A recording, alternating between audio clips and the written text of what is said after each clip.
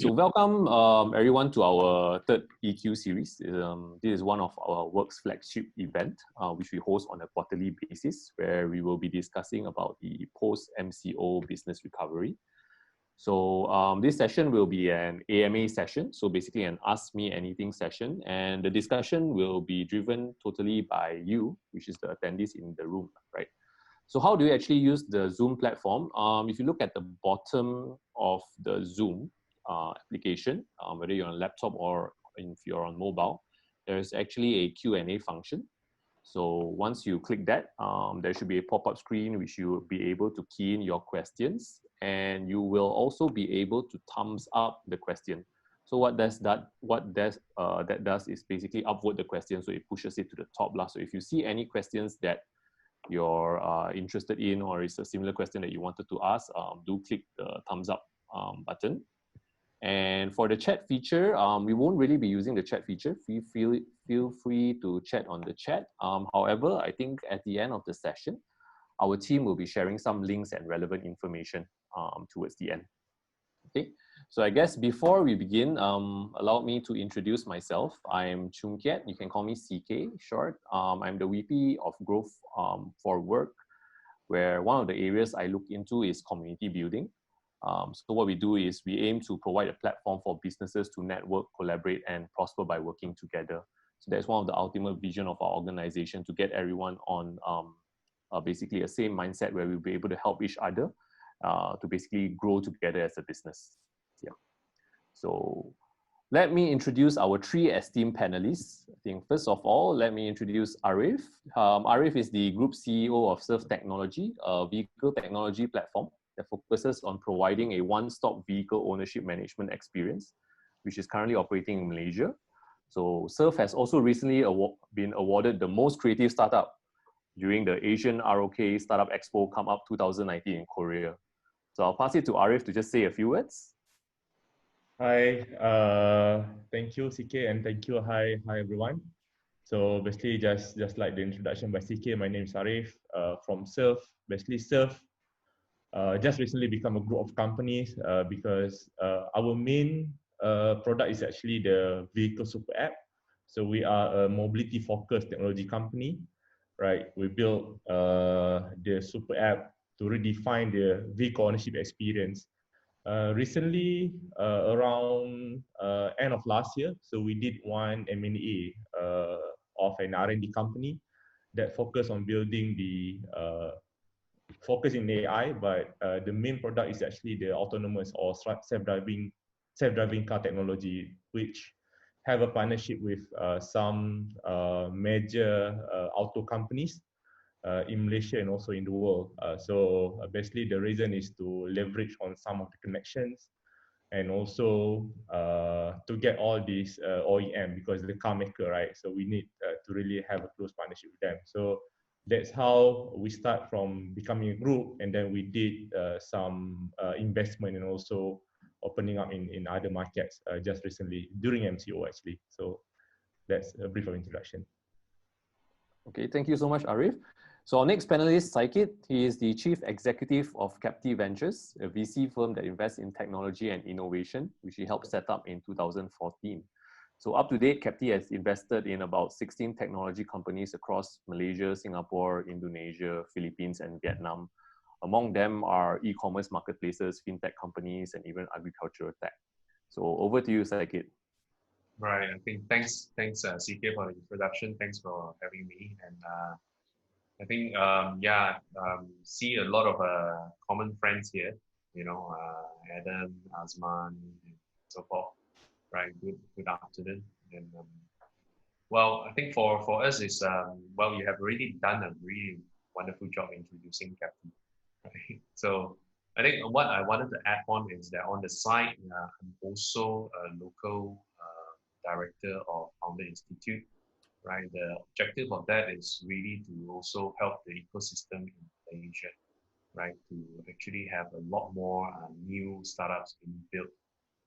I went on to the board since last year, and we have, well, graduated about 17 companies. Well, of course, because these are really pre-seed companies, so the progress of all these companies are a bit different.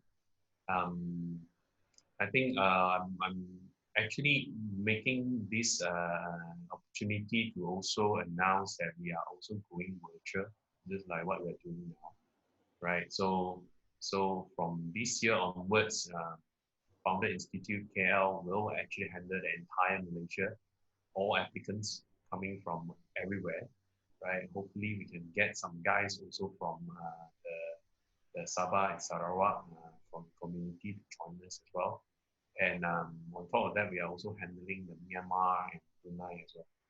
So hopefully can actually have another interesting cohort coming, right? Because now is a lot more easier because we no longer need to kind of congregate on a physical location, but everything will be done virtually. So hope to see everybody.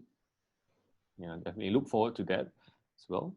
So I think finally we have Joe, the founder of Everpix, who is also a member of Work Subang. So Everpix is an end-to-end e-commerce managed service provider where they aim to enable manufacturer to consumer commerce. And I think Everpix just recently launched their fulfillment center as well. We're not launched yet. We're launching end of this year, but it's one of our biggest ventures. Yeah. Sorry, go on.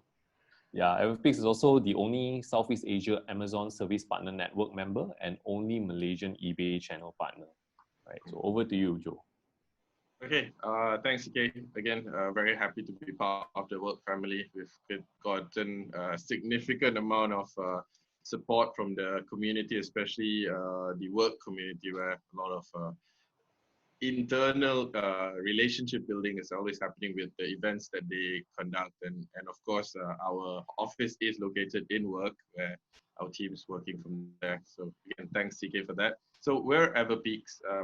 We are a e-commerce service provider and technology platform that focuses on delivering our vision, which is enabling manufacture to consumer commerce in Southeast Asia as well as the world.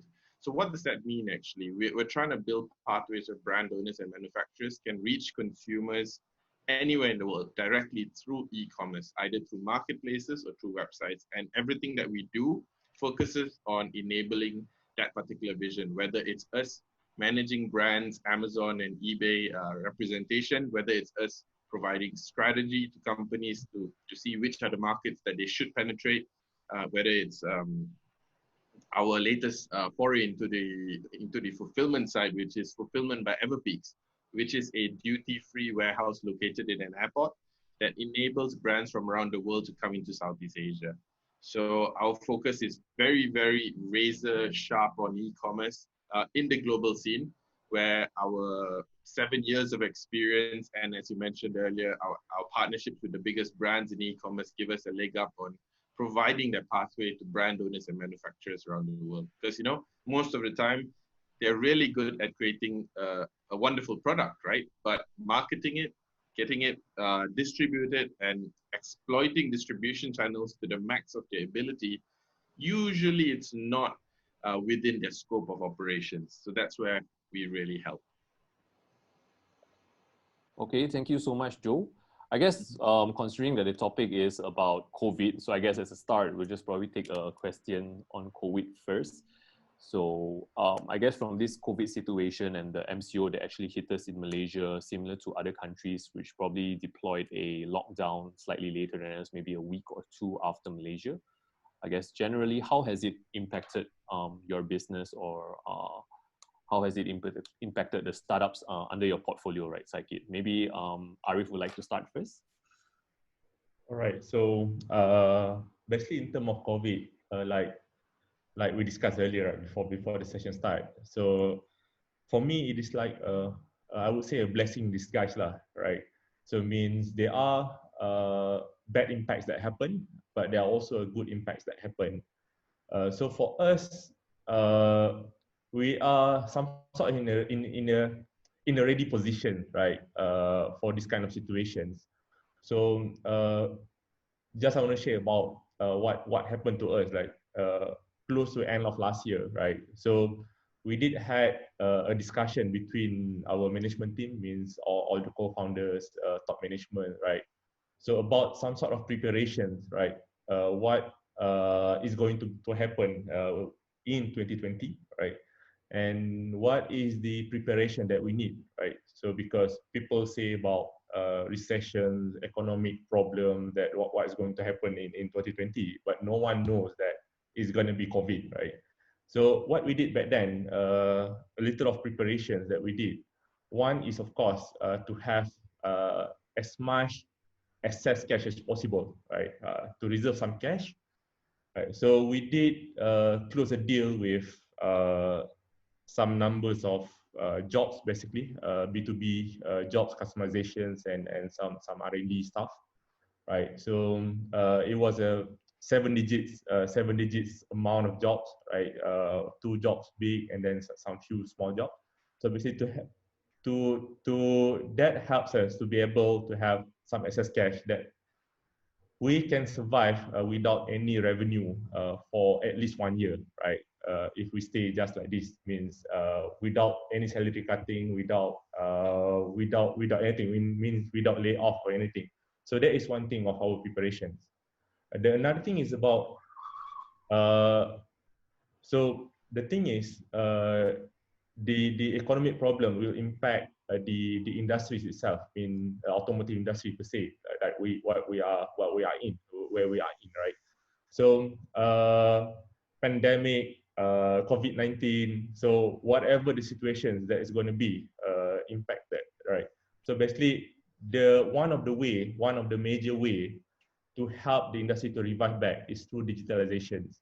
So that's why before this, we were focused on all on-demand services to help vehicle owners. I mean, anything about on-demand means anything that you can call without you going anywhere, right? Regarding your vehicle, that is what SURF was focusing about, right? But the main agenda of SURF since the early beginning of we started is not about just on-demand services. It's about innovating the service economic sector, right? So whatever services means the full set of vehicle ownership experience, right? What services we should digitalize everything. So that all the experience of having the car as physical, you can also have it recorded, right? Ownership information all inside the app. So that's what we are looking at. So instead of just having all this information keeping and all record keeping, so we should also empower all these physical shops, I mean the workshops, the car wash, accessories, all this auto retail industry, we should empower them with digitalization. That was what we are planning back in end of last year. So to roll it out, right, that thing. So we kind of decided that Q1 this year is about building it, right? Q2 is about rolling out slowly. Slowly means beta testing, get some early adopters. But what blessed in disguise that I mentioned earlier is about when we were about to roll the beta version, right, suddenly MCO happened, right? So when MCO happened, we kind of shocked, right, what will happen, but all my team like gather around. So what is the plan now? So we're going off like totally remote, right? So we list down all the things like expectation or assumption and everything, the plan and everything on the whiteboard. One of it is that, okay, what about salary? What about that? It's okay, we have enough cash, right? Just stay calm, we stick to the plan, right? So what we did was, because of that, we are seeing that the adoption at the market means the first day of MCO, related to the first day of MCO, we were one of the, actually the penyelenggaraan kenderaan is one of the non-essential business they are allowed to operate, right, in Malaysia during even the start of MCO. But the thing is, because people couldn't go out, right? The only way is only that the workshop need to go out. So the first day of MCO itself, we received a lot of requests, right? A lot of inquiries from the workshops that suddenly asked they want to do on-demand service. Right, so we kind of, okay, it's quite overwhelming back then, but we kind of managing it. And then actually for the first couple of weeks during the MCO, when everyone is talking about revenue zero and everything, but to be honest, actually our numbers actually increased by 60%. right? 2 weeks numbers is more than is already 60% more than whatever revenue happened in a month before, right? From 18 to just end of the month. But the thing is, the problem back then, during the starting of MCO, it was not about the demand, right? We're seeing even though people are not driving their car, but impressively, people order their car to get service when they are just staying at home, right? Maybe they're just playing with the app, they're just playing with the Facebook. So what happened back then, our strategy was just roll the marketing out, right? Because everyone is scrolling their phone, so we just roll out the marketing so that everyone knows our existence, right? Because we are not targeting for conversion. We are not, conversion is actually a bonus for us at that time, right? Because we know that, okay, these things happen, whatever it is a bonus. So we just roll out marketing just to get the brand awareness, just to get the brand out there, right? And then quarter two this year, end of quarter two means now lah, basically just last month, we just roll out our drive-in feature, means the one that we have been building from quarter one, right? To get all the service, all the workshops ready, right? To bring them on board, to have them use all of our system, all of our platform, means they get all these customer management, invoicing, receipts, the connection between workshop and app. So now COVID happened because people need contactless payment. People need contactless invoice. People want to go digital, right? They don't want any paper, right? Invoicing, receipt, and everything. So by having us, we just roll it out. Before this, we were talking about subscription, right? But because of cash that we have, because of some project that we have, we roll it out for free. Means we subsidize because of our other incomes, our other income resources. So we roll it out for the workshop to use. And then what impressed us this month is that from the rollout of last month, the drive-in feature, right? We got around more than 1,000 pre-signups, right? So it's quite impressive, right? All through online, and then we managed to onboard hundreds of them just by using Zoom call and Skype call. It was almost impossible, like 3 to 4 months back, it was almost impossible. We need to go to them one by one to onboard, make a community building and something like that. But now it is possible just using by WhatsApp group. We have a session every Friday, and then we manage to onboard them and then do all the tutorial just by using the online. So this is what happened. So we have a plan this year, basically after stabilization of this drive-in feature. So starting from July, we are going to execute our plan of retaliations. Means it's not retaliate, we call it retaliation. It's our own word that we created. So basically to reconstruct the auto retail industry, means through digitalization. So how do you promote? How do you give some extra cash for them to sustain? It's not about, first is about getting them back on their feet. The next is about how do we push the industry together, right, for them to be able to thrive through this pandemic. So that's the plan of us. Thanks, Arif. Very detailed sharing. It's definitely a blessing in disguise for Surf, I guess, in a way, and so helping these businesses, which is with a traditional mindset, adopt digital solutions and accelerate the adoption of them as well. How about for you, Saikit, for Captive Ventures and also the companies in your portfolio? How are they handling the pandemic? Okay. I think generally how I kind of put them in the three bucket, right? I think on one hand, guys who are structurally already quite okay, well-to-do, regardless of the situation, just to name a few, I think we have one that is into virtual data room and all that. Because of the lockdown and all, the usage is getting more popular, right? I think this company also has got WeWork. We talk about it. WeWork as one of the customers. Of course, that there is a bit of changes there, but I think the rest of the new customers kind of offset it. So generally, I think they're okay and they never needed funding. Yeah, so I think among our portfolio, we do a lot of focus on guys who actually have means to really stand on their foot. Yes, on the early stage, you might actually spend a bit more money to grow and whatnot, but eventually you you should have the ability to turn certain taps and all that to bring you back into the equilibrium position. So that's one bucket. I think the middle one are, I think I would say is a bit more lucky, where because they just managed to raise money before everything hits, the fan. Yeah. So I think quite a few of them managed to do that before the year end. Even um, because of that, and then the runway has been, well, certainly a lot more longer than necessary, and because of the COVID also, the spending and all that has been a bit more careful. So I don't have to worry with the first two. Now, kid you not, there are groups that are in that third category where you see, you just name it, runway is short, the revenue is down to zero, yeah, especially April onwards, right?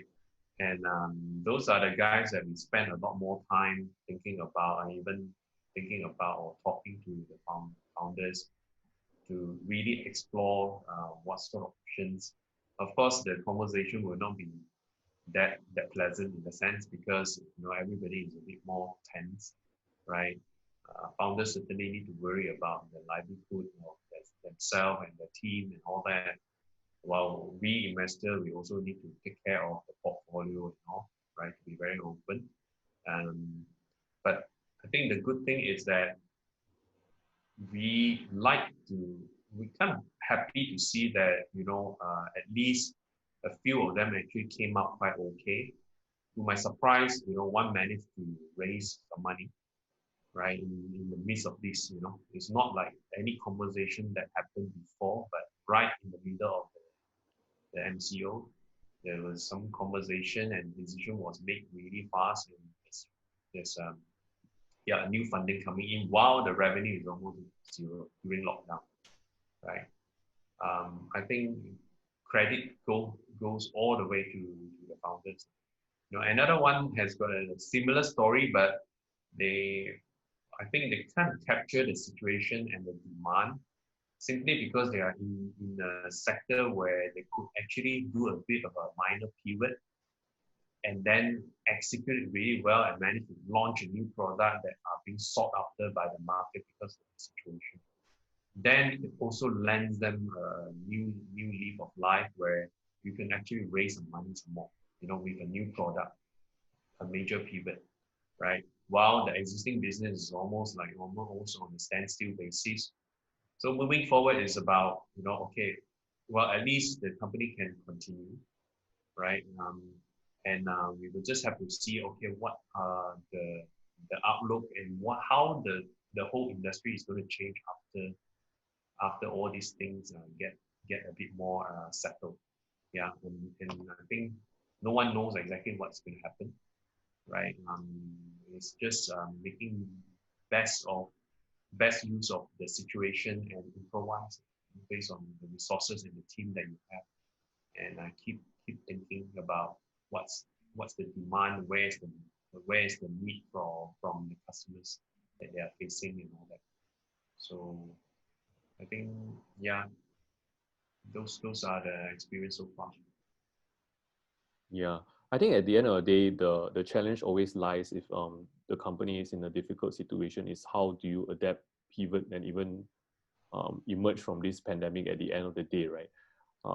And if sometimes it just happens too fast that the team just needs to be able to quickly basically bounce ideas or even come up with a solution to be able to address it. Yeah.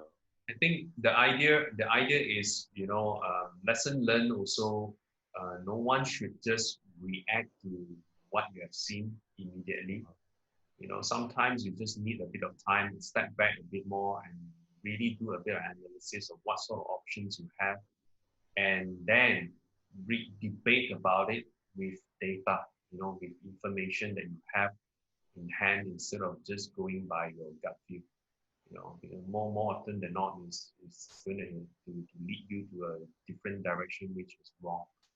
Yeah. So give time and sit down there and talk to all your partners, your vendors, your customers.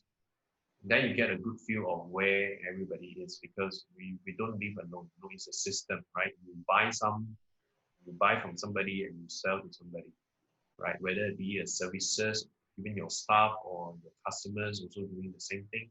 Get a good feel of what the industry is heading, right? And from there, you make your own calculated risk and say, okay, what sort of decision that you need to make. And a lot of times the options are really obvious before you, but just that, as a founder, sometimes it pains to make that kind of hard decision, right? To let go people, to put people on furlough,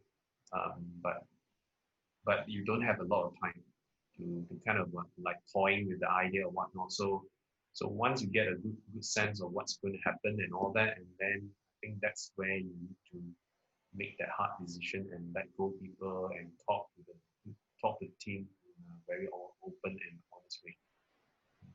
Correct. So Joe, how about you? How is Everpix handling the pandemic? I'm going to take a different point of view in terms of exactly what we're doing in the ecosystem, right? From the pandemic itself, everything has changed. Opportunities are coming up, but the world's in suffering, essentially. Families, businesses, environment, the government, across the globe, right? Because we participate in the global economy as part of the e-commerce ecosystem. So whatever affects Italy, whatever affects Spain, Canada, US, France, Germany, UK, all these affect markets that we participate in. So very much so, being aware about what's going on in the global economy is a true business metric for us. So when you look at what has happened, the pandemic has actually essentially disrupted traditional distribution because, people are locked down in their house, they can't go out to stores, retail has died. A lot of things has affected the standard way of operating in businesses. And that has gone to the highest levels, including the clients that we manage, where they've had to actually figure out how to survive during the pandemic when their entire business infrastructure is now either irrelevant or not functioning according to plan, or being a cost center rather than a revenue center. So this is where, as a business owner itself, you got to take a step back and look at the bigger picture. Like, I agree with what Saikid says. You can't just look at this, oh, this is my revenue stream, this is what I got to do, and this is what I need to change in order to milk the market. Sometimes we've got to take a step back and look at the partnerships that we've developed. I mean, even what we have with work as well, we had to negotiate a lot of things in order to sustain cash flow, because collections are going to be an issue. Real cash flow questions, hard questions need to be asked, and be honest with the people that you do business with, whether it's your clients or with your relationships with your suppliers, with your manufacturers, and the ecosystem technology platforms as well. So we did all those things. We took a step back. We looked at how our company needs to operate, because we've got manpower costs, we've got overheads to cover, and you got to look at the long term. How long can you survive in this particular scene? Take a worst case scenario, take a best case scenario, and even being in the e-commerce industry, we're still affected, because yes, we are working, yes, we are delivering value, but the companies that we supply may not be going through a great time right now. Cash flow is affected. So empathy in entrepreneurship is something that's very important. It's not about how much you can milk out of your ecosystem, it's about the value that you give back. And this is where strong partnerships are established, strong relationships are established with your clients and with your vendors. And we took that opportunity, right? I think that's something very important to establish, because you can't take the point of view that, hey, we're doing great, just pay us and we'll serve and that's it. It doesn't make sense when you put that onto your clients, right?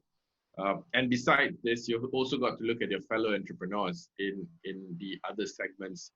Many of them are struggling. Many of them are, looking for a way to just survive. And if your company has the ability to offer revenue, right, for services, try to look for those who are in your ecosystem as well. So that's something that we've also chosen to do.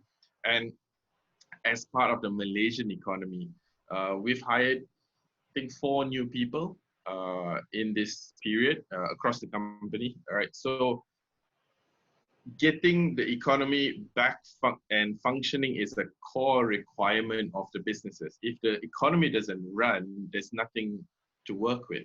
So we've taken that approach as well. So, I'm not going so deep into our particular strategy of business model, but just us as a space, a participant in the entrepreneurial space. There's so many things that we need to look at in order to enhance the ecosystem so we all can get out of this together. Right? It is a disaster of epic proportions. I think we've never faced a situation like this in 100 years, more or less, since the Spanish flu. But this has shut down economies that were giving us 2-3 million ringgit in revenue on a yearly basis. So not just our revenue streams are affected, our clients' revenue streams are affected, their livelihoods are affected. And as a founder, as an entrepreneur, we got to take a step back and look at the bigger picture. So that's what we've been doing so far. Great. I guess from an economic standpoint as well, looking at how the share markets are still soaring across the globe, right? But then the economic data is actually painting otherwise. So how do you guys see this impacting, right? How is COVID going to impact like businesses in general, maybe in the next 6 months? Has the worst actually hit us yet, right? Well, you look at a capitalistic environment, right? The numbers may not represent the true nature of the buying power on the ground, and the bias between the haves and the have-nots because of the pandemic has gotten worse. Like you look at what Amazon did. Amazon made what, 4 billion in a period of, they're the biggest one of the $2 trillion companies in the world, right? And they got bigger in the pandemic, but you look at the average American family, you look at companies in Malaysia, you look at businesses, F&B businesses in Malaysia, they're shut down. We're going to lose 30 to 40% of our SMEs if something doesn't happen to stimulate them or keep them in survival mode. And in the end, you can't actually expect government handouts to keep things afloat as well, because there's only so much money that goes around. So, I think there's a big disconnect between what's being shown to keep share prices up and keep the economy up and whatever. And those are indications of the big players. But the SMEs, which are the fundamental of almost every economy in the world, right? There are so many of them, and they're suffering. They're suffering badly. Yeah. What are your thoughts on this, Arif? So basically in terms of the economy, right? Means globally. So means if you can say now it's not the worst yet, right? So there's going to be a ripple effect of it, right?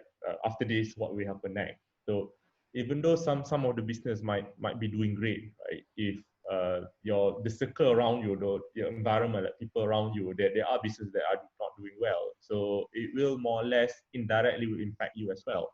So it is important, crucially important for us to work together, like whatever collaboration that we can do, right, to push this forward together. So like what we are seeing, what you're doing now, one of our strategy is also working out with, one is working out with other startups, means other providers, technology providers as well. So because one of the biggest costs for a startup, for these companies are actually the marketing costs. Instead of just one is of course the payroll, OPEX and everything, but another one biggest is actually the marketing cost. So how can we actually press down the customer acquisition cost? I mean, one is the marketing, and then if we have the extra budget, how can we shift the budget for marketing to others, right? So that's what we are doing. Then what we are doing, have been doing, what we are going to do in the near future.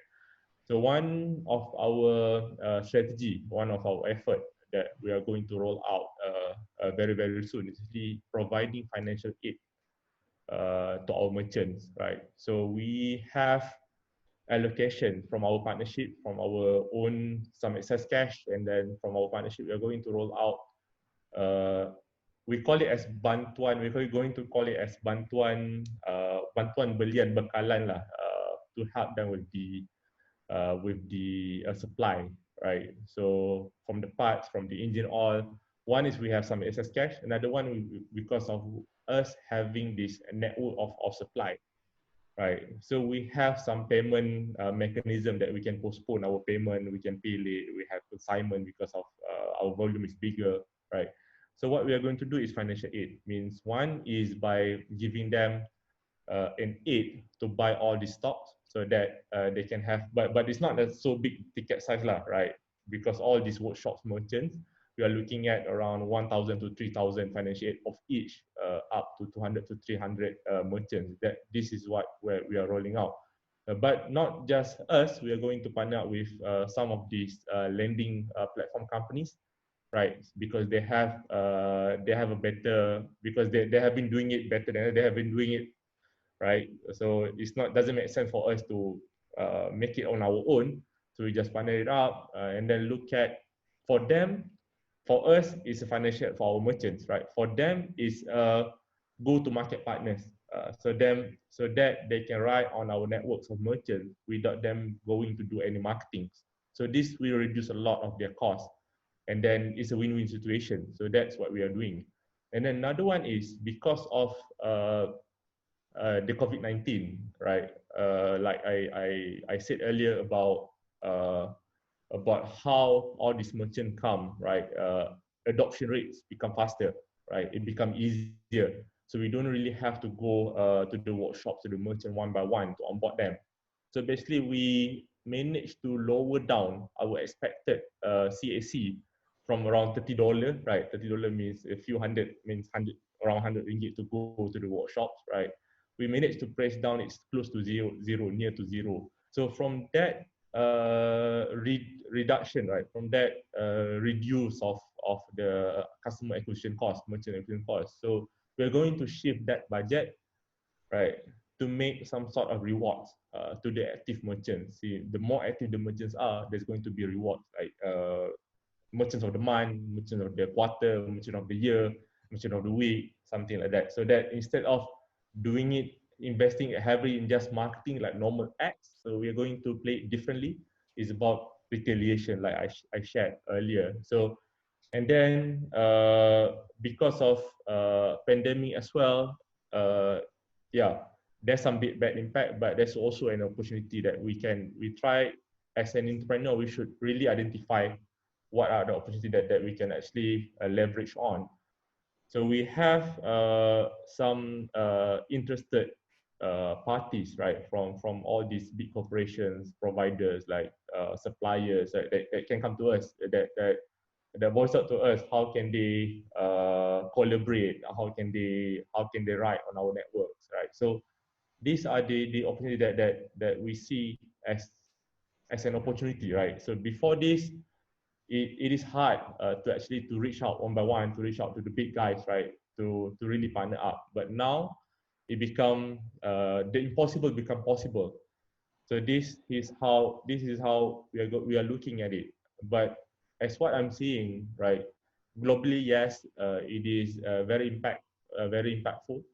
But in Malaysia, somehow we managed to cushion it well, right? Because people are not that depressed here in Malaysia. We managed to really recover, really mitigate it, right, here in Malaysia. So I think the bounce back of the industries will be quite fast. Actually, when all this can be all this is settled down, I think the bounce back will be quite fast. What about your thoughts, Sakit? I think a couple of things. Firstly, in the short term, there will, on the micro level, you will certainly see a contraction of demand, which is already happening. Yeah, depending on the sector that you're in, right? Well, that also in a way created this immediate surge of, demand to talk about digitalization without thinking thoroughly about it. Everybody just thought that, okay, because some farmers and all that being able to sell their produce through internet, through Facebook, through all this chat and all that, then I thought, okay, it should apply across. Well, to a greater extent, yes, the digitalization is the thing to go. But I think what I personally think that maybe there is, I think a lot of people are jumping on it on the bandwagon without thinking through exactly what they need, So that's maybe, well, you will see suddenly, everybody has one, right? A strategy, so-called, right? E-commerce site. Then you have a situation where none of them are optimized. Yeah. So I think eventually you will come down to a point that, okay, things are not breaking apart and all that, because there are a lot of service providers who are making it on a really like a mashup manner within the 1-2 months and whatnot, right? Just crank it up, and then things are not going to be there for too long, right? So over time, things have, well, the investment has to go in, and then the unit economics will come in and creep in and say that, okay, if we were to do it properly and all that, these are all the add-ons, right? Then it will not be economic anymore. And so in that's what I see. I think in the longer run, on the macro level, I think we are kind of blessed to be where we are, in Asia or Southeast Asia, to be honest, right? Because if you look at all the major economic bloc, China is pretty much on their own, right? Yeah. Of course, there are a lot of push to talk about bringing all the tech ecosystem or tech startups going outwards, which has already happened for a long time, right? But other than that kind of trend, which is good, because when they go around, right, they have to look at, okay, where can they land the next high growth potential market. They certainly can't go to the US anymore, right? Europe has got their own problem to solve because of the just the construct of the European Union, is so important, right? Only a few economic power is really somewhat subsidizing all the weak ones, right? And then you have this Brexit coming in, and together with the COVID and not anywhere. So everybody is watching whether, okay, the UK Japan trade conversation is going to happen within such a short time.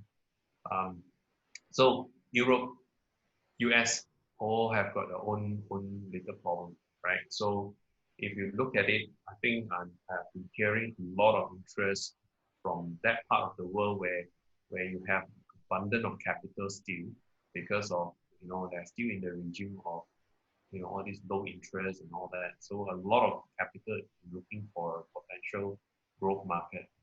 Now, if you look around, it's going to be around this area, Southeast Asia and all that, together with, I think, a lot of policy that is being introduced these days, to kind of try to mitigate. I don't think they can replace it, mitigate this dependency on China as the main supply.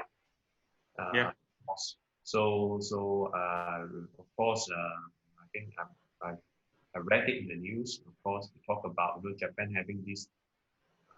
I can't remember exactly how much, like $3 or $30 billion to entice the corporations in Japan having manufacturing in China to bring it to China, or they do a mitigation plan. So there's this movement of China plus one going on already, right?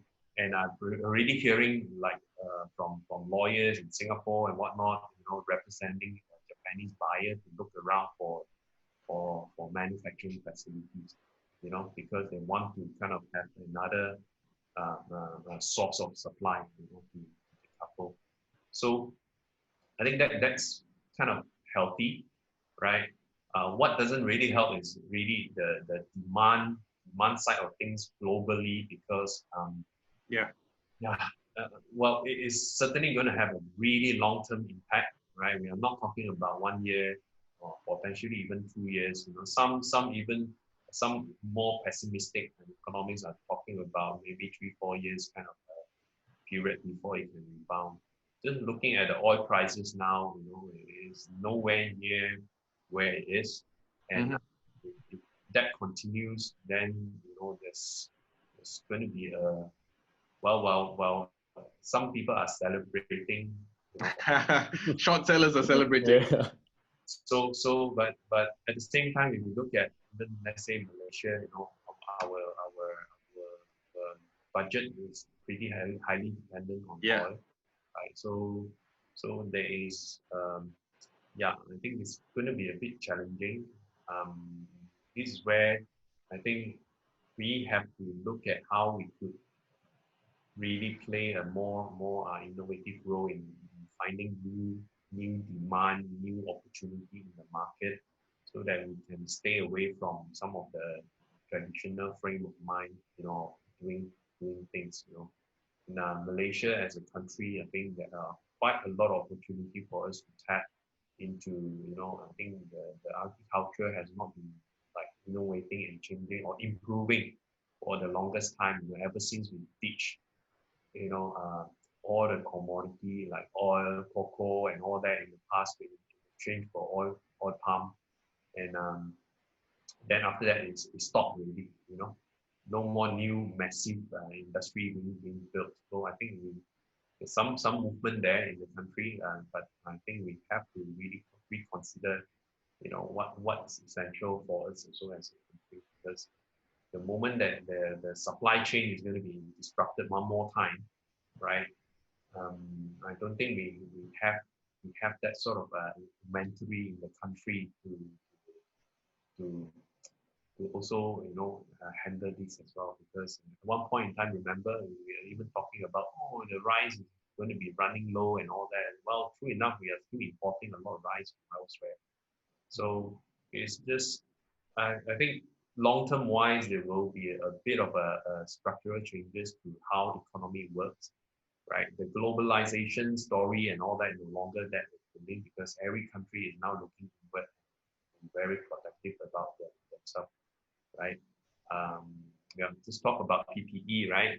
UK already passed the law to talk about they have to retain certain foreign, really constrain certain foreign ownership and all that, just to make sure that they have all these things ready when emergency comes in. So food is another major area that everybody will talk about. You know? So I think it will have a bit of a lasting impact. Yeah.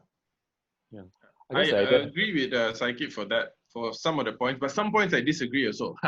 So, you know, what we've seen in our data as well is to show that it is not demand that has gone away. It is the supply chain that has been disrupted, because the traditional way of distribution is that manufacturers go to distributors, distributors go to dealers, dealers go to end users, right? So a lot of time the end users are still looking to purchase a lot of things, and a lot of these things are non-essential. However, the distributors and dealers no longer are willing to stock up, or they've shut down, or business has been affected, that they're taking a conservative approach. That demand is no longer supplied. And this is on a global scale. Countries around the world purchase a lot of non-essential goods. You are right in saying that there is restrictions and protections for certain categories of essential goods like PPE, like food and things like that. But the rest of the environment it's truly open. And in the industry that we are in as well, for the automotive sector, we've seen purchases go up during the lockdowns across countries that have the largest amount of debts, like Italy, France, like Germany, like Spain. You know, e-commerce during the lockdown, sales are going up. So companies that have the digital infrastructure to deal with this can capitalize on this demand. It's there. But the question again, what you said earlier, right, about everybody coming on board this digitalization process, and you know, it's becoming a hype word. It's not about the process, it's about the execution and the capability of how deep you go into it. Digitalization is a very complex ecosystem play. It's not a let's make a website and start Facebook ads, you know? So that's where companies truly don't appreciate the difference. They look at, oh, looking at some standard outsourced provider, oh, digitalize me. And that messes up hundreds of thousands of ringgit with no ROI, right? And then they get pissed off and say, this is all rubbish. And then you fail because the supply can't meet the demand. And that's what it truly is. The pandemic is a disruptor of global supply chain. And it changes the way things are going to function in a lot of categories, and some categories it won't. But you know, there's opportunity there for those who can find it. Yeah, definitely. But I think going back to Joe's previous point as well on like how are we seeing like market soaring on and focusing on the bigger companies, right? There are actually a lot of SMEs suffering. I think Arif is doing a good job, you know, giving up all these reliefs to their customer-based workshops for free now, considering that they're onboarding them. I think that is definitely something that we need to do to support the SME, which is definitely the base of the economy at the end of the day. So going to our next question, I guess this question is more for the SMEs, especially more on the traditional businesses, right? So maybe we can skip the chicken rice shop, which is a bit hard to transform digitally. But hey, they're on Grab, man. Yeah, on Grab, yeah. So what's your take on digital transformation, right? And how important it is, especially for the traditional businesses, if we're just talking from the Malaysia landscape perspective. I think Saikid has mentioned as well, innovation has been a little bit slow from like certain industries in Malaysia, talking about like agriculture and stuff like that. So maybe Saikid, you want to start first? I think as I mentioned, this period certainly has taken digital transformation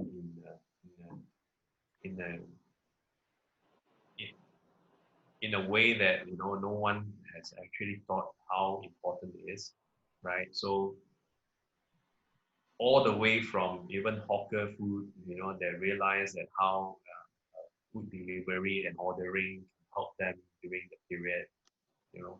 I think that's certainly a trend, right? And well, we saw it coming, but the MCO and or even the COVID actually accelerated that in a big way, right? So I think to me, what I'm trying to say is that yes, it's quite encouraging to see this, but at the same time also, you know, there are a lot of segment where digitalization may not be the only answer and may not be the solution.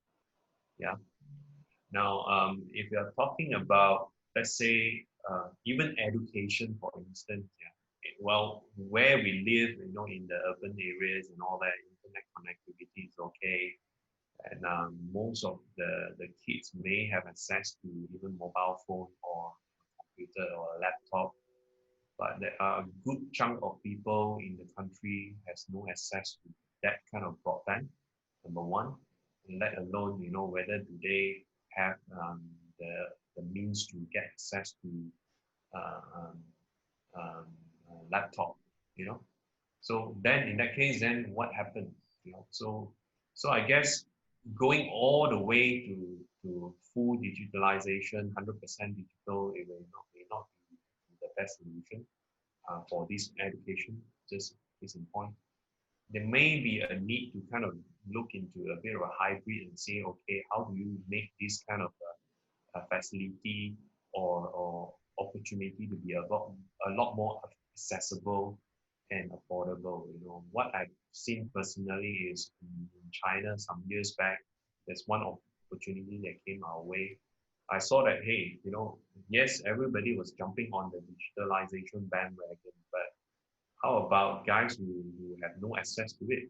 So what happened? You know, so there's this hybrid model that fits not just nicely into where the market can afford and want, is that they combine a little bit of a digital media into a hub where people around the neighborhood can congregate and get exposed to the medium, you know. So it is a bit of a hybrid and offline and online kind of thing happening even on the edutech side. Well, I think just going back to what what I'm trying to say here is that we have, as a business owner, you guys have to look into where the demand is going to be and be a bit more careful about what you need to spend on the digitalization bandwagon. You know, it's very tempting to just say that, okay, because I've seen this during MCO and whatnot. You know, let's say as a restaurant. Well, I think behaviorally, human being, we like to kind of go to a social setting, you know, in a restaurant and mingle and whatnot. So, but it is very, very imprudent to go and think about, okay, this is going to be the new norm, right? Switch everything to only online delivery and all that. Then at the end of the day, when things are getting back to the normal, especially in 1-2 years time, with the vaccine comes in, or miraculously, you know, the virus is going away, just like what we have seen in Delhi. Some has reported that because of the mutation, right, the virus strain is getting weaker and all that, then in one day it might just disappear, you know. Well, hopefully that's the case, right? Then if that's the case, then people will go back to the normal behavior where you just go back to the old ways of going to a restaurant, mingle with people, because that's human nature, right? So now, if you take that kind of drastic move to swing the whole business model to one side, and you're just taking this opportunity to, okay, because it's a short-term gain that you have, then it might backfire eventually. So you have to see, you know, well, immediately you need to do something, but have a slightly longer view so that you are a lot more better prepared when things are back to normal. But back to normal in a way that, okay, you know, there will be some convenience that you can introduce, you know, using digital and whatnot. But there are certain things that has to be the same way, you know, as before. I think. Man, it's like it's a very interesting thing you brought up there. I got the actual data behind that. Whatever you just talked about just now. So my uncle runs a restaurant in Damansara Perdana. It's called Mom's Place, right? So during the MCO, I helped him to digitize his business. So we went on BPIT, we digitized the whole thing. So first 2 months in MCO, 80% revenue online. Last month, online revenue from 80% dropped to 20% because the walk-ins started coming in again. So if he went full on digital, yeah, you as you said, he gets screwed. So you have to have a balance in understanding your fundamental business nature, your market. You got to understand your market. Your market's going to come back. You got to be prepared for it. So if you swing too far right or too far left, that's not the right way to go. Like, you got to be a bit more conservative in your decisions. Agreed. Totally agreed. How about you, Arif? What are your thoughts on this?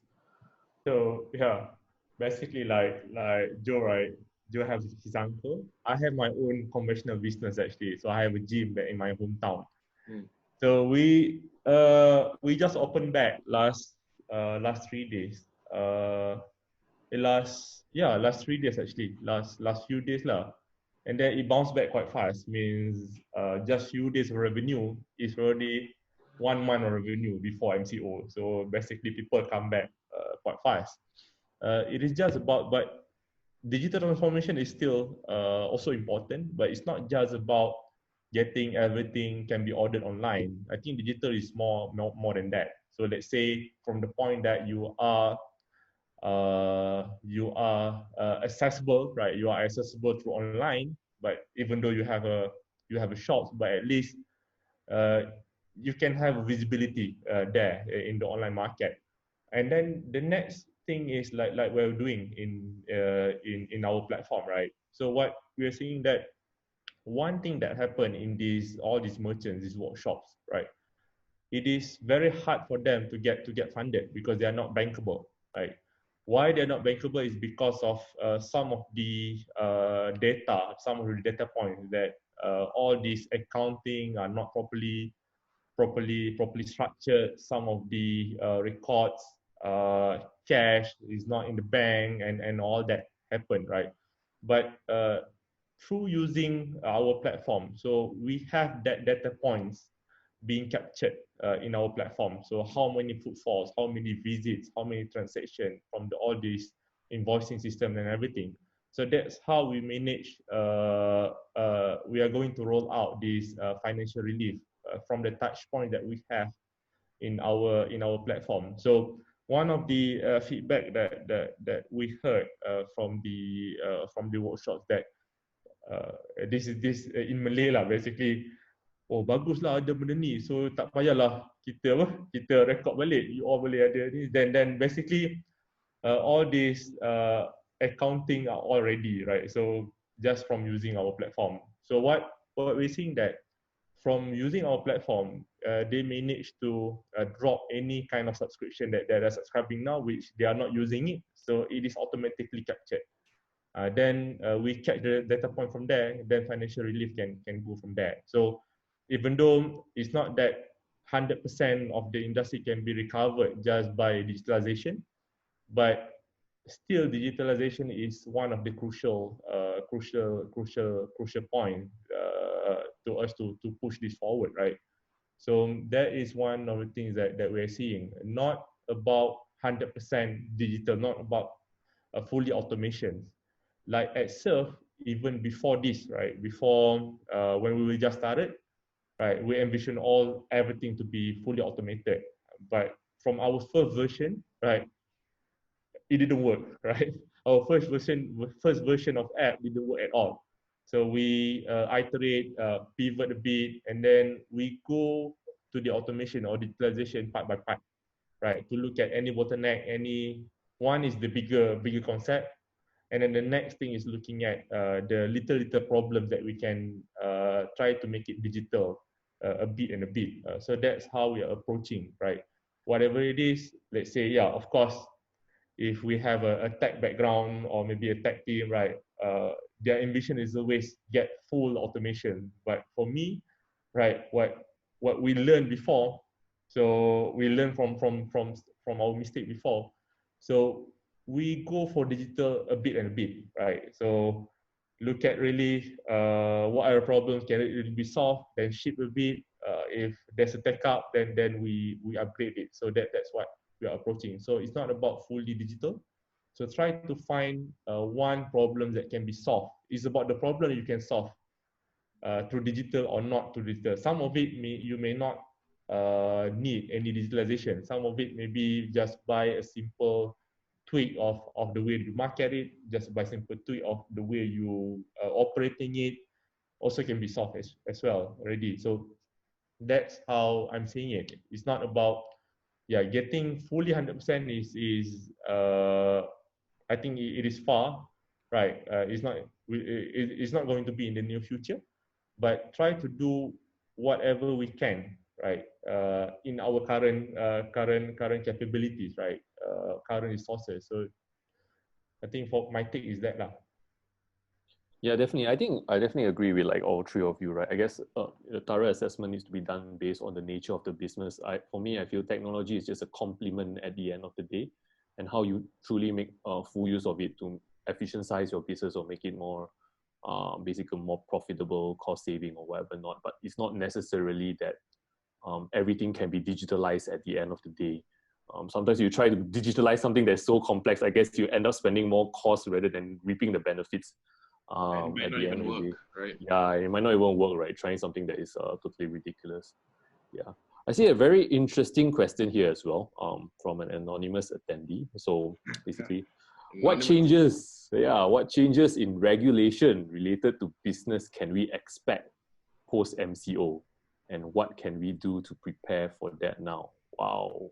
Oh, that's deep, man. Yeah, that's very deep. Who wants to take that chopping block? Any pickers first?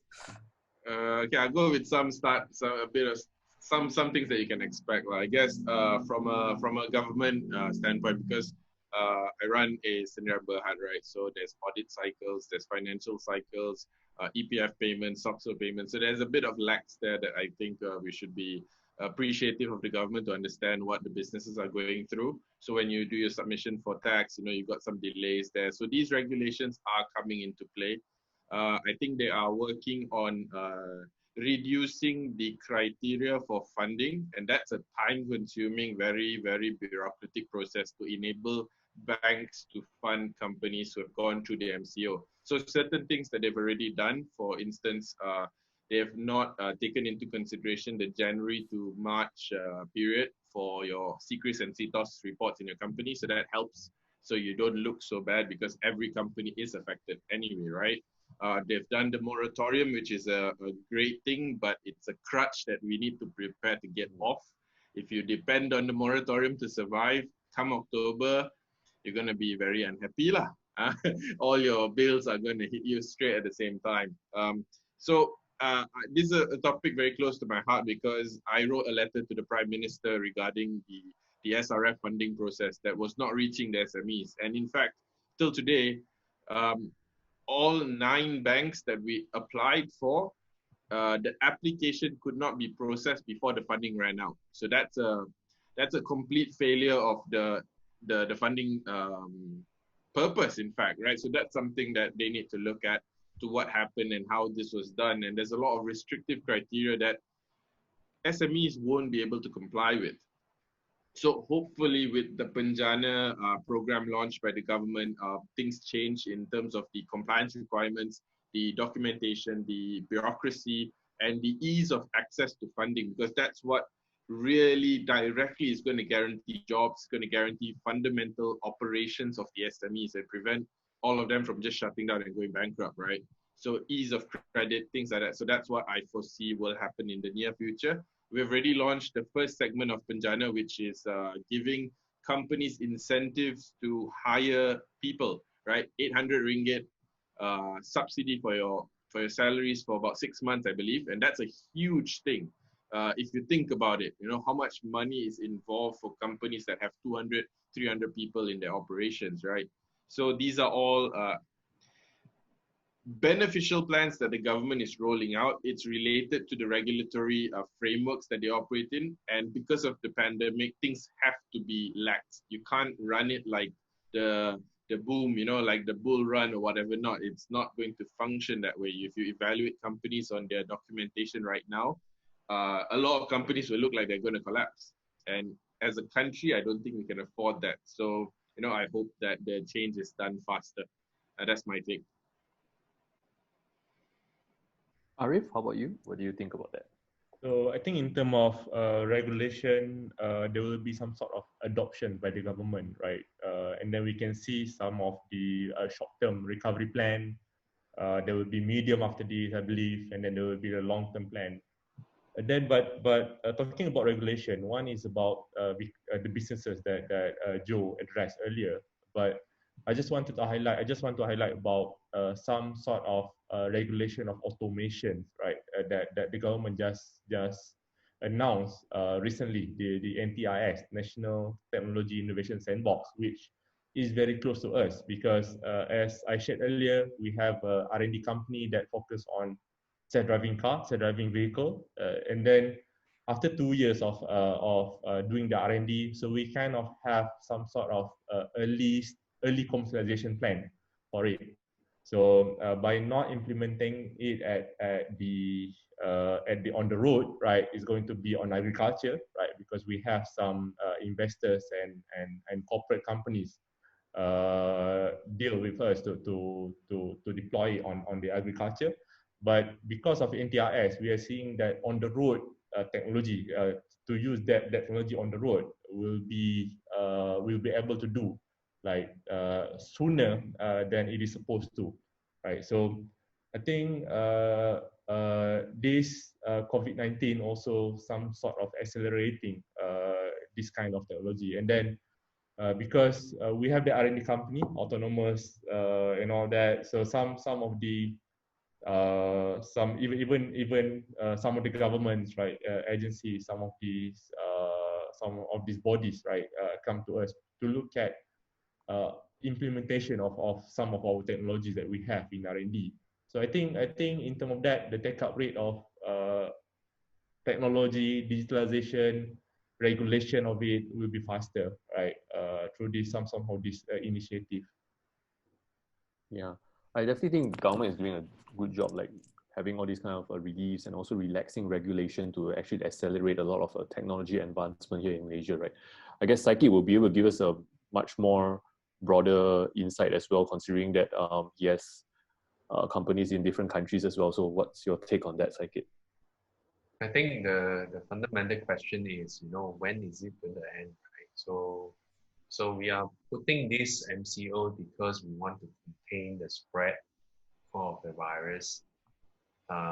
So long as the virus is going to be around, there is a chance for us to go back into the control restriction again. So it's what I really worry about is about a wrong sense of security and safety. That the moment that we see that the number of new cases are in the teens and all that, everybody go and let the guard down.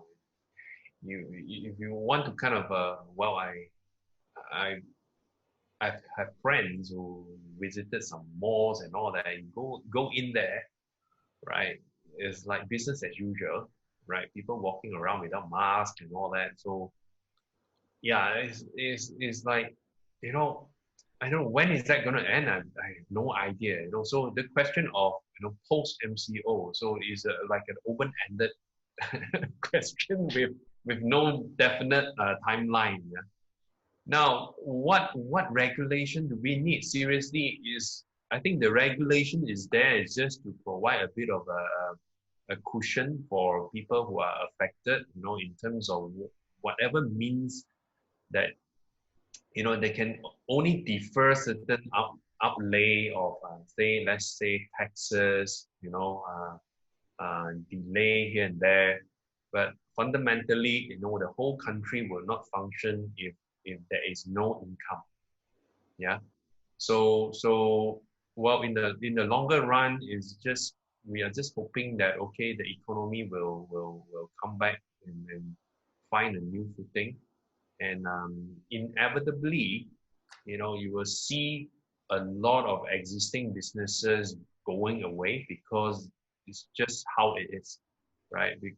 This kind of massive shock, right, will throw a lot of businesses out of balance, and they may not be able to come back, regardless of how you help them, right? Because there's only so much money the government can give you as a business, right? Because, well, you have to have a way to kind of survive and stand on your own feet. So I think as a business owner, really is to look into all opportunities for you to find new way of making money, right? Listen to your customer a lot more closer and interact with potentially, guys who give you some kind of a sense of, there's opportunity adjacent to what you are doing. Then, like what Ari has been doing is fantastic, because you have one call, because of opportunity, then you open up another avenue for you to potentially look into a new source of income coming in. And then that sort of entrepreneurship spirit has to be there. Otherwise, it's pretty hard. Now, personally, what I will see is that, there will, some of the incumbent, the strong one, perceivably strong one, you look at all the major retail in the States and all that, one after another, they're going through a bankruptcy. Does it mean that the retail is dead? Not really. It's just how they are, right? So then after this wave, what will happen? It's just like, going to a field, you chop off all the grass, right? Eventually the new patch will come back. So you will probably see new form of new businesses serving the same needs that are already there or underserved, coming back. So in terms of food, yeah, there will be one wave of restaurants closing down, which is already happening. But does it mean that it's the end of the food services? Not really. The new batch of guys will come in with a new fresh capital, and then you go through the whole cycle one more time, right? That's life, right? So yeah. whether the question is, whether there is a need for regulation. Seriously, I think the regulation will come in when we are not operating, right? We have a wrong sense of security and we don't follow, and we have a wrong idea of what we're facing. Yeah, that's when the regulation will need to be. Otherwise, I don't think the government should intervene too much also. And I think at the state where the oil prices are so low and the budget deficit and all that, there's a certain limit as to how much handout government can give also. That's my take. I might be wrong. Yeah, it's a great time for natural selection actually, to make sure all those companies that have been artificially surviving also are wiped out, so that it's a clean crop for new opportunities to arise as well. It is the nature of the beast, right? Entrepreneurship is not everybody must survive and smile and hey, all happy. Agreed. Yeah, definitely. We have a specific question for Psyche as well. Are VCs investing in this environment? Wow. I think, yeah, we are. In fact, there are a few deals that I'm looking at also. It's just taking a bit longer time, right? Why? Because we have no crystal ball. We don't know. What happened in the past doesn't give me assurance that it will repeat again. So we, although we are not running a business on our own, we also need to think about, okay, what will happen, after this? Whether the data that we're seeing during the MCO is a good representation of what the future is going to be. That's the question that we need to answer ourselves as well. Yeah. So then, in a way, yeah, we are taking a lot more time to try to understand the future, what the future lies ahead, and therefore the process will take a bit longer, right? Because we really need to sit down and take a really clear decision. Okay, this is what I think, right? The outlook is going to be, and the behavior of consumer, the businesses structure. Then we can make that decision. So we are still deploying, right? And I think you also see a lot of funds out there that are being announced, right, here and there. Yeah, it's just I think a bit unfortunate in the sense that our local ecosystem is still very nascent, in the sense that there's only a handful of investors who are active over here, right? The moment that you have this kind of crunch time and all that, right, just so happen you have very little external interaction, right? So but at the end of the day, business deals or investments will follow good businesses. That's for sure. So I think so long as founders just mind their own business and focus, right?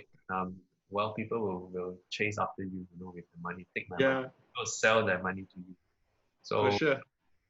So I guess if you are in the mode of fundraising, the thing is that you might have to do a hard reset of all your previous pitch deck and all the track record and all that, because whatever that you show in the past, probably before the year end, when you prepare it, is no longer going to be relevant, and people are going to talk about, okay, so how bad does it hit you, right? What have you done, and what are you going to do, and who else are going to be your customer after this?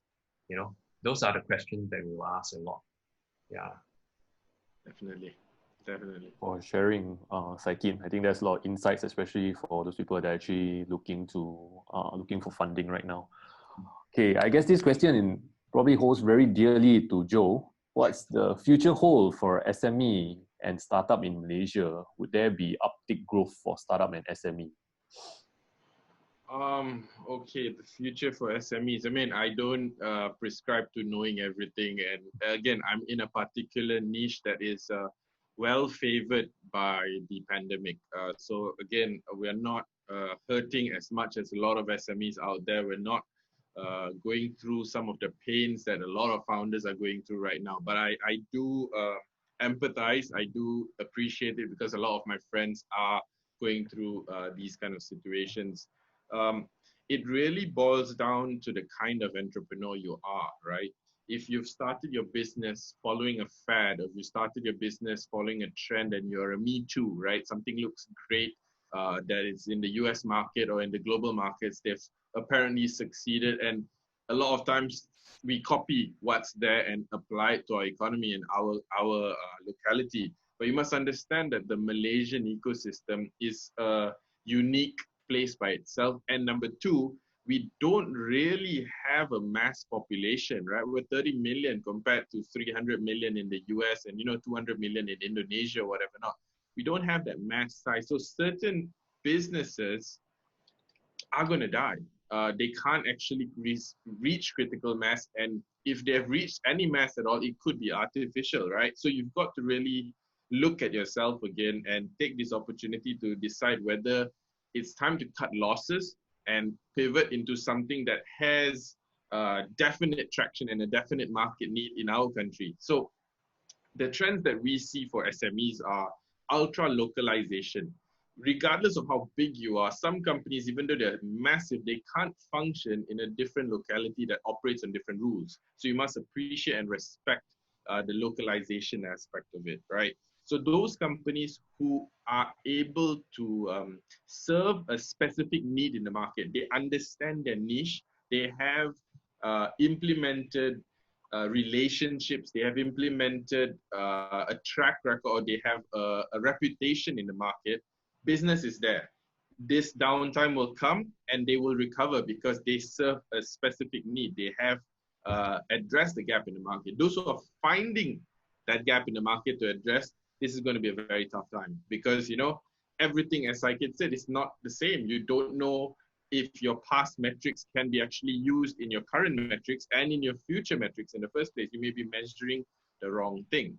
So my take is that SMEs, business owners, and even entrepreneurs, you need to go back to your fundamentals, right? In the end, a company is essentially a for-profit venture.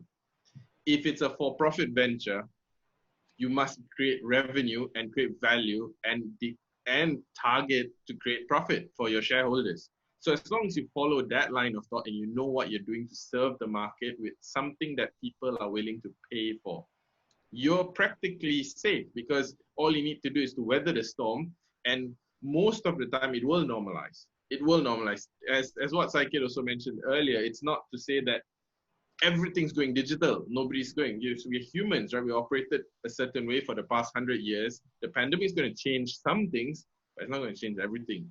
I'm still going to go for my nasi lemak in the morning, I'm still going to try to go for my teh tarik because that's my culture. That's how we've grown. And in Malaysia, food is such a massive thing, right? So all you need to do is to, number one, go back to your fundamentals, understand what are the metrics that work for your company. Second thing is supply a definite need in the market. If you're not, then get to it as fast as possible. Third is huddle down, cut your expenses and make sure you survive this particular 4 to 5 months period where we foresee the biggest impact to the business ecosystem is going to happen. Once that is done, the ecosystem will normalize. It's not to say that we're going to function from home forever right now. We're humans. We are community-based creatures. We interact with people. So I guess those are my 3 main points of what I see SMEs should look for right now. How about you, Arif? Do you have any thoughts about that? I think I can agree with Joe, right? Basically, the most important is the fundamental, right? Before you push for any growth, whatever it is, unit economics is very important, right? To see every transaction, can you make money or not, right? And then during this time is about, before you think about thriving, think about surviving, right? How do you stay lean at this kind of situation, right? To push this forward, right? And then stay lean first, whatever cost, stay very, very lean, and then try to look at the opportunity that will come when you have the peace of mind, right? When you are afraid of it, sometimes you can become very, very reactive, right? Okay, COVID happened, MCO happened, zero revenue, what's going to happen next? So try to sit back first and then try to see the opportunity that will come. So whatever it is, if you have enough runway, stay very lean, enough runway, then you have a peace of mind to think about. And then I think recovery, more or less, the most important is the entrepreneurs themselves, right? So I think if you have the persistent resilience as an entrepreneur, whatever it is, you will find a way, right? How to push this through, how to survive, and how to push, how to thrive it. Right? And then, like I said earlier, how do you push? How do you press the acquisition cost? How do you press the marketing cost to be very, very low? Is also important. Try to find out a way that you can get customers to come in without a big cost, like partnership collaborations. So we have been doing partnership collaborations since the beginning, right? Because we are a bootstrap startups, right? All this while, right? We survive. We push ourselves through up to 3 years, almost 3 years. Another 1 month is 3 years, right? Because of the collaboration that we do. I think because it works before, right? From the collaboration, we managed to keep ourselves very, very lean. So I think that kind of strategy is also very important now, right? How do you? It's similar to platform business, platform model, right? Like there's workshops, right? That we are talking about. So these workshops, some of them want to go digital, want to build their own app, and then we just tell them that, hey, you don't need to build it. Let's share the resources, right? You just come on board so that everyone, right, supporting, everyone is contributing into building it. It's the same as in consumer acquisition. For especially the B2B is different, like B2C means the direct to consumer, right? The customers. So the B2C, some of them have a very expensive CAC. That's what make them not profitable, right? So because they push on this growth, they push on these promo codes and everything. So, but for us, how we do it, a slightly different approach. We somehow democratize, we decentralize the growth assets. So how we do it is that the promotion, the loyalty program, instead of we covering it up, we give the merchants ability to have their own promotion, right, using our platform. So that's what we're doing. So that instead of we covering everything, so let everyone have their own promotion, and then it is all flexible up to them. So that's how we do it. So for SMEs, try to find out, because every business is unique, right? Try to find out partners, collaborations, whatever it is. Try to not being so reactive to the current situation. Sit back first, look at the opportunity that will come. I think that's from me lah. Okay, I guess from Saikid, what do you think? I guess another part is for the startup landscape in Malaysia, how do you compare it with the other countries in Southeast Asia as well, right, on the growth aspect? I think depending on what business you're working on, right, and what kind of startup that the founders aspire to be, you know, if there are certain guys who have got this fixation about, I want to be a unicorn, I want to be, just case in point, unicorn. I like to always use this analogy and say, if you kind of work it out, a unicorn typically will probably have to rake in at least 1 million ringgit of revenue top line on a daily basis. Now, that is unicorn, right? I mean, there's a lot of math behind it. Just multiply and whatnot. You can just work it out and see, okay, to be valued at a $1 billion US, what kind of revenue that you need to do. Well, various inputs here and there, it wouldn't run far, around 1 million ringgit, right? So now you have to look at, okay, if it's a 1 million ringgit 1 year, the company has to call a 300 over million ringgit kind of per annum. Now, the question then is, do we have enough of a market over here in Malaysia, right? So if it's not, then does it mean that, well, our startup ecosystem is doomed? No, not really. No, we have got so many success cases, right? It's just about, what kind of aspiration you want to be, how big you want it to be, right? Who says 1 million or even 10 million ringgit revenue company is not successful? Who is going to judge? Seriously, Exactly. who have been doing that kind of level of business, well, hats off, man. Not everyone can do. Even if you put me in charge of the business, I might have a different outcome, right? So I think all guys who are building business should be respected, number one, right? Because you are putting in your own effort to build whatever that you want to be.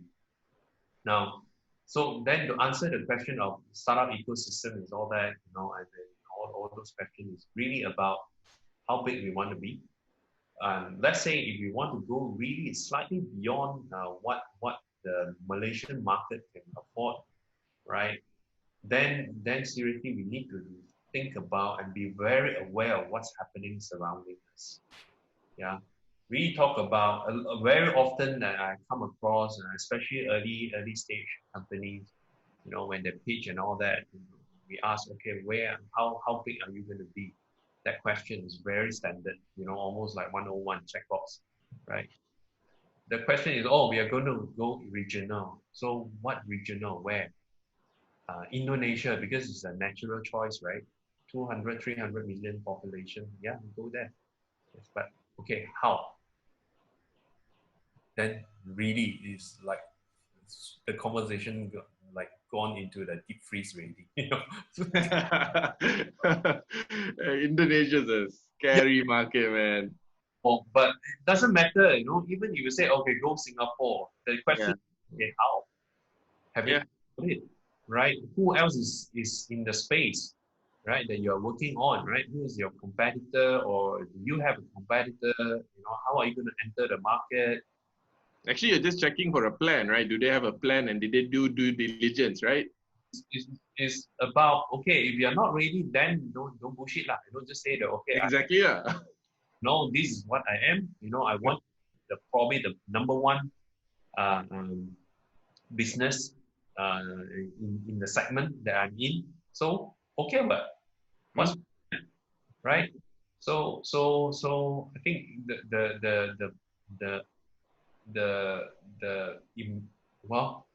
the vision of the company has to be aligned with what our startup wants. Saikit, do you think the false setting of goals and expectation affects a lot of our local startups in terms of their potential? I think a lot of times, I think the weakness really is about, how much time they put to invest into understanding what are they trying to do, whether do you have the in-depth knowledge. You see, I mean, talking about VCs or investors, what are we looking at? We are looking at information or insights that we do not know. Yeah. So surprises, with stuff that we do not know. Don't come and talk to us like, okay, Southeast Asia got 700 million people, right? Malaysia 30 over million. If 1% of the 30 million buy from me with RM1, this is my market. I still see that. There's no deep insight as to, okay, we are doing this. Do you know how many workshops, let's say, are we, right? You should have all these things. Where are you going to find all these people? What kind of pain point do they have? Do you know or not? Right? You talk to them already. How often do they really give them an app to download and then straight away they will be your super user already? No, there's a lot of time that you need to spend and handhold them and tell them, oh, don't press this button. If you do this, then it means then you are recording it as a sales. How do you reverse it? All the mistakes that you have done and all that. Well, it's just that the literacy of the digital literacy of your customer plays a role and all that. So there's a lot of nuisance that you have to address. If if we talk to the founder and they're just having this kind of high level helicopter view of what the landscape is, then go and take a page from the Google Temasek internet trend report and whatnot. Oh, it's going to be like 35 billion dollar sector. It's going to be high growth. Yes, the question is why you, right? Must it be you? What makes you so special? You can be part of that chart, right? That is the answer that we're seeking. So I think also to talk about the SME and all that, I think it's perfectly okay to be an SME, right? Because you just have to, even fundraising for SME is very, very doable, right? Just understand the motive of the investors or the investors that you're talking to, right? You understand what they are after. You know the motive. You know what kind of returns or otherwise. Sometimes they just want to invest and help you. They don't care about return because you're bound to have these kind of people, right? So if you still need funding and all that, go around and talk to a lot more people. I think the founders in Malaysia are generally a lot more shy, right? And they don't talk to people too often enough, and they don't hustle enough. That's my observation. Yeah. Okay. I think something very interesting that you shared earlier was about using market trends and published data and white papers to form an opinion of where the market is moving and things like that. So I mean, my personal experience with this, right? Always take a scientific approach to whatever you find outside there. A lot of times, there is great opportunity in the gaps that they mislead you against. For instance, if a white paper tells you the huge opportunity in the world is XYZ, don't do XYZ. Because there are 2 million people reading the report and going into XYZ as well, and you don't actually understand the market well enough to get your own insights. And that's a very, very strong thing that works against you if you let it, So finding fundamental data on the ground by yourself will give you opportunities that you cannot discover browsing white papers and things like that. So that's a personal thing that even on our side that we see, because if you look at what the news is saying, what the white papers are saying, the pandemic is killing everything, everything's going down, everything's dying, blah, blah, blah. It's a lot of reiteration of the same story. But if you dive in, there is a need. There is a great need for data services. There's a great need for products. There's a great need for non-essential goods that if you just follow the white papers, you'd never understand. So I think that's a strong point there. Yep, definitely agree with that as well.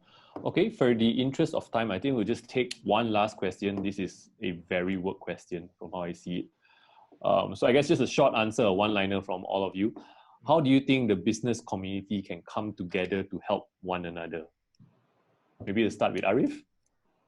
I think to come together is very important, right? One of the things is like looking at it's the same thing as building a startup, building a company. Look at what problems and then what strength that you can help each other, right? So try to find the sweet spot of working together. Like I've been sharing earlier a lot about collaboration and everything. So I think try to push that forward lah. Means try to talk to any founders, any peers, right? Founders peers. So try to find out. You will find how to collaborate. Sakit? Well, I think collaboration is certainly quite interesting because again using this MCO as an example, right? How many of food delivery apps has been developed? Yeah, because everyone is firefighting, and you have your own branch, and everyone hacks something together, or at the same time, not together, Then at the end of the day, it's about whether does the market is the market big enough to sustain that many food delivery eventually? So after a while, then you know you see all these things being consolidated, or there will, some stronger guys will come out and say, okay, let me take it over, because there's some suboptimum experience, or a lot of gaps that are not being filled by your existing provider. Then you switch, right? So now, if again, I think for now it's very hard to kind of retrospectively say that, oh, they should come together because everybody was firefighting. But I think collectively, if let's say if we already have got a good community that's existing, right, it may actually help to avoid certain situation where we are reinventing the wheel one more time, because whatever that we are building and all that, there are certain components that are being used by your company and potentially can be adopted by somebody else. If we want to really look at it that way, then I think collaboration is very important. Partnership, cross-selling is a lot effective as well. But then again, I think if you're talking about cross-selling and all that, the tension is always about, if I'm going to share my customer list with you, right, are you going to end up becoming my competitor one day, because we are working in a really adjacent industry? So, well, I think talking to your peers or even your competitors certainly will help, right? I don't really have a strong answer as in whether should it definitely be, but I think in one way, to really minimize your time to market and all that, collaboration with your adjacent player and all that might help you in terms of getting your idea validated faster, instead of trying to build everything from scratch and you might not get it right. Yeah. Long answer. How about you, Joe? What do you think we can do to help each other out? I think first, help yourself first. Sort out your own, jaga tepi kain sendiri lah, as they say. You try to do all this collaboration, your own internals are screwed, you're still dead, right? You don't bring value to a collaboration, it's not going to work out. So be efficient in what you're doing. Make sure you have done due diligence on your own company and what value you bring to the table. And then don't waste too much time with trying to find collaborations also lah. Sometimes you get too distracted with that. You don't actually run your core business properly. So focus is going to be critical in this day and age. Collaborations are great, but a lot of times they're very surface level. Deep collaborations take time, take trust, take reliance, and take sacrifice that you cannot do in 1 to 2 weeks. It takes months or years of actual partnership to build something like that. Unless you go for a typical cross-discipline collaboration, for instance, fintech with insurance or something like very, very synergistic. You're not going to compete. Yeah, that's right. But in the end, for an SME, right, you're not some massive company with huge resource pool. So collaborations are time-consuming. They take away focus from your company as well. And you need to bring something to the table and take something away from it. So make good business deals. Look for proper partnerships instead of just trying to collaborate with every person that comes down the door. That's going to waste a lot of your time and you're going to lead a distracted company. So that's my take. Focus, find specific collaborations and then execute. Yeah, definitely. I think on the other hand as well, what we have been noticing is just for businesses that are actually in trouble to actually just express the need for help, or even to share what they are going through. Because I believe at the end of the day, there's actually a lot of businesses that will be able to help each other, whether you barter your services or have some sort of discount for the time being. I guess that's like what MDEC is doing and stuff like that. To just go through this hard period, right? And then everyone will just prosper at the end together. That's one way of building your funnel, your business funnel as well. Don't really know if that really works. So I'm still looking to see, like, as I said, as Saikid said, also, like, it's early stages. We're looking at what works and what doesn't. Just spend your resources very wisely, because time is limited and, you know, everything is money. So careful and be proactive in how you run your business. Yeah, definitely. Okay, so I think we'll call it to an end. Thank you so much, Arif, Saikid, and Joe, for your time today. Before we end, our team will be sharing a short feedback form in the chat. So I really appreciate if the participants can also fill up the form and also share with us basically the topics that you want us to cover in our next series, which should be in September 2020. Right. A little bit of sharing on our end as well. So we have just recently launched our new product. We call it a work from home kind of co-working solution. So it's a much more flexible option for businesses that do not need to use the space on a full-time basis. So this is just a brief sharing from Shabita as well. So you can check it out on our website. We'll probably be sharing this as well, and also on our social media. So it's more for people that will just come in once in a while, depending on your usage, to use the space, and also for meetings purposes. And most of the time, we're working from home, right? So it's a brief mention of that. At the end of the day, I hope all you all had a very insightful session from our three esteemed panels. And thank you again, once again, Arif, Saikid, and Joe, for your time today. And we will be sharing this on our YouTube as well, the recording on social media. If any of your friends missed it, you can share with them once we upload it. We'll keep you updated. Okay, thank you so much. Thank you everyone. Thank you, everyone. Bye. Thank you so much. Bye-bye. Thanks. Bye. All the best.